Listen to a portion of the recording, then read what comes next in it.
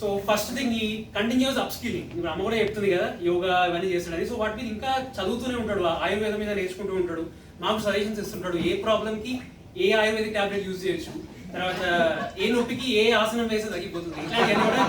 So అట్లా continuous up skilling, అది మేము ఇన్స్పైర్ అయ్యాం మా నాన్న దగ్గర నుంచి. సో మేము కూడా అలానే చదువుకోవాలి, చదువుకుంటూ కొత్త విషయాలు నేర్చుకోవాలి అని ఇదొకటి.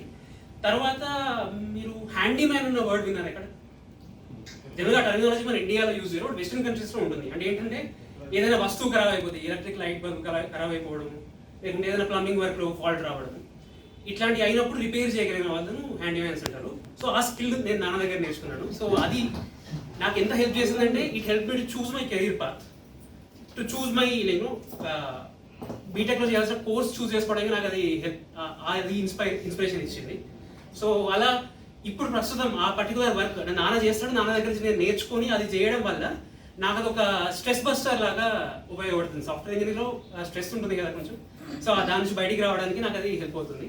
సో ఈ రెండు విషయాలు నా దగ్గర నుంచి ఇన్స్పైర్ అయ్యి నా లైఫ్లో యూజ్ చేస్తున్నాను, నాకు చాలా హెల్ప్ అయ్యాయి.